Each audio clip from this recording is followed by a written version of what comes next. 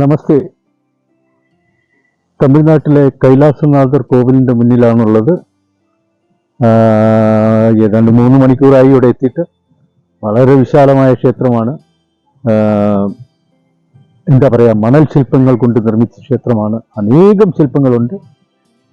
3 മണിക്കൂർ കൊണ്ട് ഓൾമോസ്റ്റ് എടുക്കാൻ പറ്റാവുന്ന തരത്തിലുള്ള വീഡിയോകളൊക്കെ ഞാൻ എടുത്തിട്ടുണ്ട്. ഈ ക്ഷേത്രത്തിൻ്റെ ചരിത്രങ്ങൾ 1700 വർഷം എന്നാണ് കണക്ക്.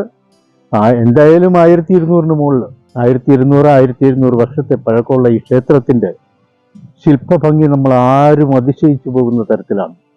അപ്പോൾ വീഡിയോ എടുത്തിട്ടുണ്ട്. അപ്പോൾ ഈ വീഡിയോ കാണണം. വീഡിയോ കണ്ടിട്ട് ഈ ക്ഷേത്രത്തിൻ്റെ വീഡിയോ ഇഷ്ടപ്പെട്ട് കഴിഞ്ഞാൽ ലൈക്ക് ചെയ്യണം. അതേപോലെ തന്നെ ഈ ചാനൽ ഒന്ന് സബ്സ്ക്രൈബ് ചെയ്യണം. നിങ്ങളുടെ സുഹൃത്തുക്കൾക്ക് ഈ ചാനൽ ഒന്ന് പരിചയപ്പെടുത്തണം.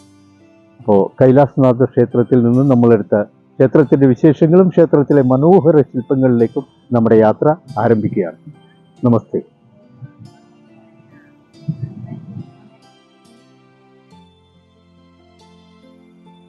നന്ദികേശനെ കണ്ടു വണങ്ങാതെ മഹാദേവനെ കാണാനാവില്ല. അതാണ് രീതി.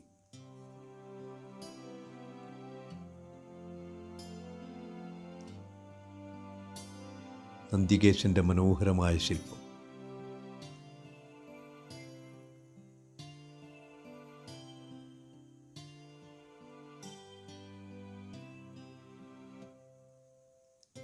അതിവിശാലമായ പച്ചപ്പുല്ലു വിരിച്ച മനോഹരമായ ക്ഷേത്രഭൂമി.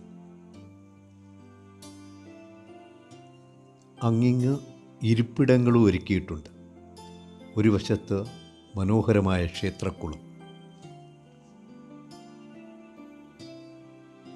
മുഖമണ്ഡപം, മഹാമണ്ഡപം, ഗർഭഗൃഹം, അങ്ങനെയാണ് ഈ ക്ഷേത്രം ചിട്ടപ്പെടുത്തിയിരിക്കുന്നത്.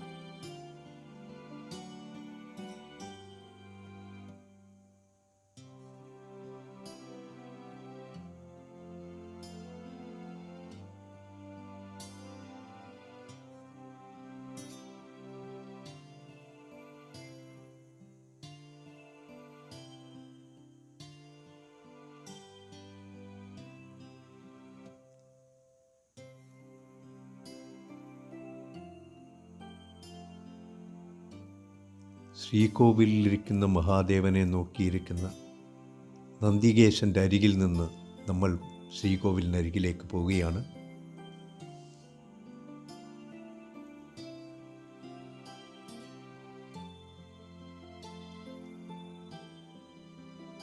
അതിമനോഹരമാണ് ഈ ക്ഷേത്രം.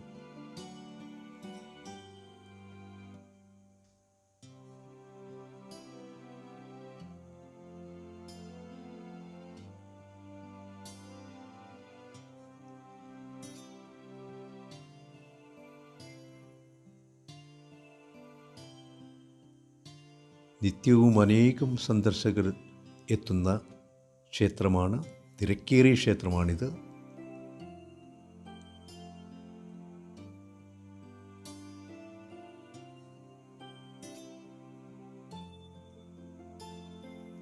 ചുറ്റമ്പലം, ശില്പഭംഗിയാൽ ശോഭിക്കുന്ന ചുറ്റമ്പലം. സാൻഡ്രോക്കിൽ നിർമ്മിച്ച മനോഹരമായ ശില്പങ്ങൾ.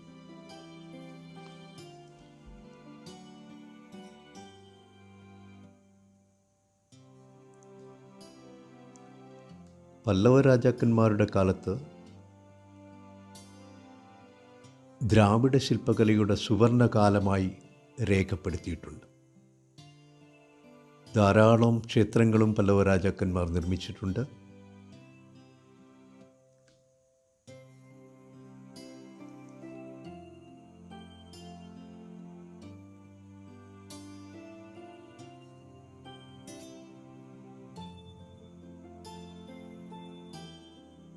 പല്ലവ രാജാവായ നരസിംഹവർമ്മനാണ് ഈ ക്ഷേത്രത്തിൻ്റെ നിർമ്മാണം തുടങ്ങിയത്.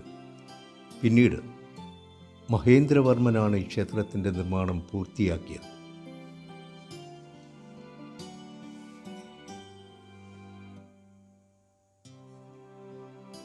ചുറ്റമ്പലത്തിൽ 58 ചെറുഗോപുരങ്ങളുണ്ട്. അതിൽ ചെറിയ ശ്രീകോവിലുകളുണ്ട്. അതിനുള്ളിൽ മഹാദേവൻ്റെയും പാർവതീദേവിയുടെയും മനോഹര ശില്പങ്ങൾ, അതും വിവിധ ഭാവങ്ങളിൽ. നമ്മളിപ്പോൾ ചുറ്റമ്പലം നടന്ന് കാണുകയാണ്. അതിനുശേഷം ചെറിയ ശ്രീകോവിലുകൾ, ചെറുഗോപുരങ്ങൾക്കുള്ളിലുള്ള ശ്രീകോവിലുള്ള ശില്പങ്ങൾ നമ്മൾ പിന്നീട് കാണും. ഓക്കെ. 16 മുഖമുള്ള വലിയ ശിവലിംഗമാണ് ഈ ക്ഷേത്രത്തിലെ പ്രതിഷ്ഠ. ആ ശിവലിംഗത്തെ ചുറ്റി ഒരു ഗുഹയുണ്ട്. കിടന്ന് ഇഴഞ്ഞു വേണം അതിനുള്ളിലേക്ക് കടക്കാനും ചുറ്റിപ്പുറത്തേക്ക് വരാനും. ഈ ഗുഹയിലൂടെ കടന്നാൽ മഹാദേവൻ പാപങ്ങളിൽ നിന്ന് മോചനം നൽകുമെന്ന് വിശ്വാസം. 58 ഗോപുരഗ്രഹത്തിൽ ശിവപാർവതിമാരുടെ വിവിധ ഭാവങ്ങളിലുള്ള ശില്പങ്ങൾ നമുക്ക് കാണാൻ. ചുറ്റമ്പലത്തിന് പുറത്തുള്ള 6 മണ്ഡപങ്ങളിൽ വ്യത്യസ്ത ശിവലിംഗങ്ങൾ പ്രതിഷ്ഠകളുമുണ്ട്. ദ്രാവിഡ ശില്പഭംഗിയുടെ മനോഹാരിത അറിയേണ്ടവർ തീർച്ചയായും കൈലാസനാഥ ക്ഷേത്രം വന്ന് കാണണം. വളരെ മനോഹരമായ ക്ഷേത്രമാണ് ഇത്. ശ്രീമുരുകൻ്റെ പ്രതിഷ്ഠയാണ്.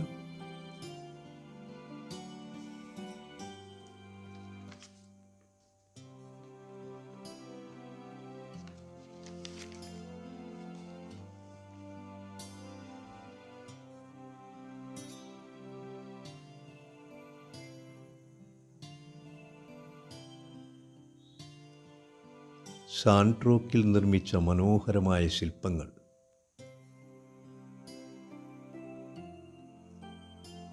ആയിരത്തി 1700-ലധികം വർഷങ്ങൾ കഴിഞ്ഞിട്ടും ഈ ശില്പങ്ങൾക്കൊന്നും ഇന്നും ഒരു കേടുപാടുകൾ പോലും സംഭവിച്ചിട്ടില്ല എന്നുള്ളതാണ് അതിശയിപ്പിക്കുന്ന കാര്യം.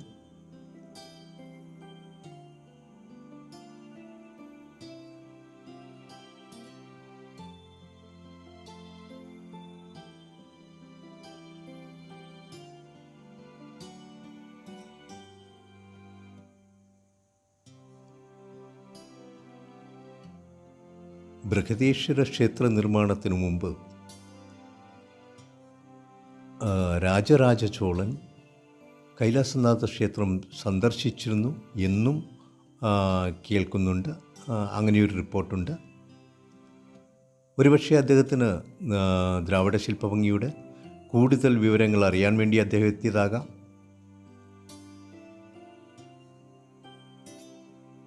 മനോഹരമാണ് ശില്പങ്ങൾ. മണൽപ്പാളികളിൽ കൊത്തിയെടുത്ത ശില്പങ്ങൾ. സുന്ദരമാണ് ആ ശില്പങ്ങളുടെ ഭാവങ്ങൾ.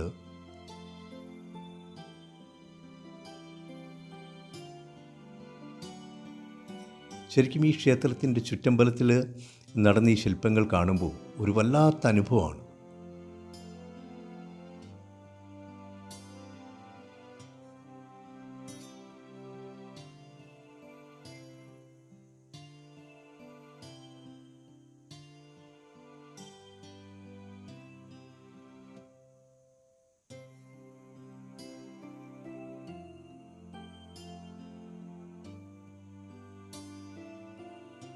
പല്ലവ രാജാക്കന്മാരുടെ ഭരണകാലത്ത് ശില്പികൾക്ക് മഹത്തായ സ്ഥാനം തന്നെയായിരുന്നു കൊട്ടാരത്തിൽ നൽകിയിരുന്നതും.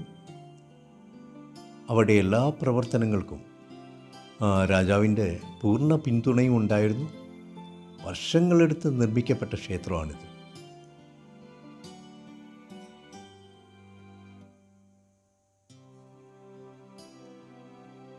ഇപ്പം നമ്മൾ ഈ കാണുന്ന ചെറു ഗോപുരങ്ങൾക്കുള്ളിൽ ശ്രീകോവിലിനുള്ളിലൊക്കെ ധാരാളം ചെറിയ ചെറിയ ശില്പങ്ങളുണ്ട്. മഹാദേവൻ്റെ പല ഭാവത്തിലും പല രൂപത്തിലുള്ളത്.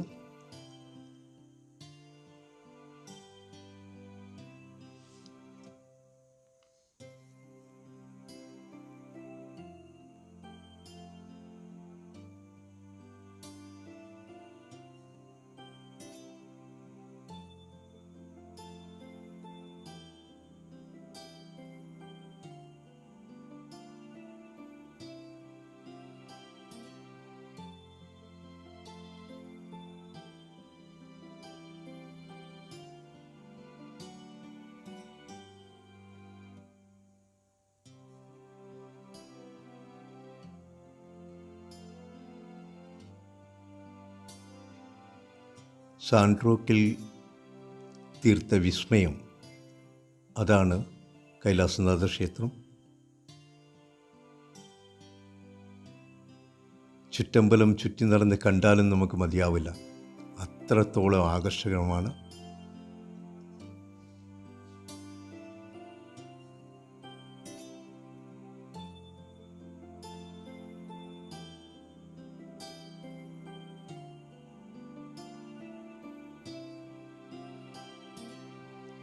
ഇത് മുൻവശത്തുള്ള പ്രധാന ഗോപുരമാണ്.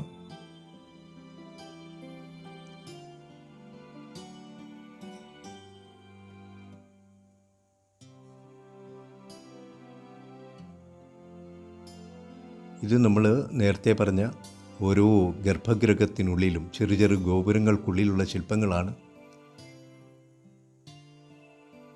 മഹാദേവനും പാർവതീദേവിയും ഇരിക്കുന്ന പല ഭാവങ്ങളിൽ പല രൂപങ്ങളിലിരിക്കുന്ന ശില്പങ്ങളാണ്. മനോഹര ശില്പങ്ങളാണത്. കാരണം അവിടെ പ്രത്യേകിച്ച് ലൈറ്റൊന്നുമില്ല. നമ്മൾ ഷൂട്ട് ചെയ്ത് തന്നെ വളരെ കുറച്ച് അവ്യക്തമായിട്ടേ നമുക്കത് കാണാൻ കഴിയൂ. കാരണം അതൊരു ഗുഹ പോലുള്ള ഭാഗമാണ്.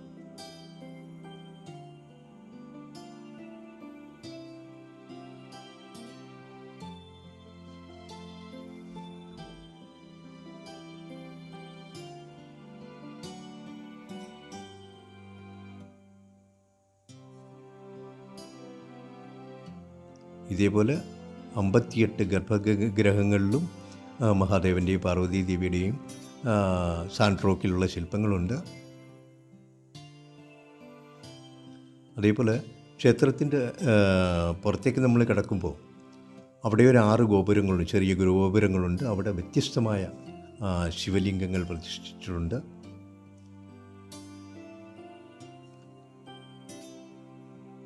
കാഞ്ചീപുരം ബസ് സ്റ്റാൻഡിൽ നിന്ന് 2 കിലോമീറ്റർ ദൂരം മാത്രമാണ് ഈ ക്ഷേത്രത്തിലേക്കുള്ളത്. തമിഴ്നാട്ടിലെത്തുന്നവർ കഴിയുമെങ്കിൽ തീർച്ചയായും വന്ന് ഈ ക്ഷേത്രം കാണണം. മനോഹരമായ ക്ഷേത്രമാണ്. വല്ലാത്തൊരു അനുഭവമായിരിക്കും ഇത്. വിശിഷ്ടമായ ശിവലിംഗങ്ങളാണ് ഇവിടെ പ്രതിഷ്ഠിക്കപ്പെട്ടിട്ടുള്ളത്. മഹാദേവൻ ഈ വീഡിയോ കാണുന്ന എല്ലാവരെയും അനുഗ്രഹിക്കട്ടെ. നന്ദി, നമസ്തേ, വണക്കം.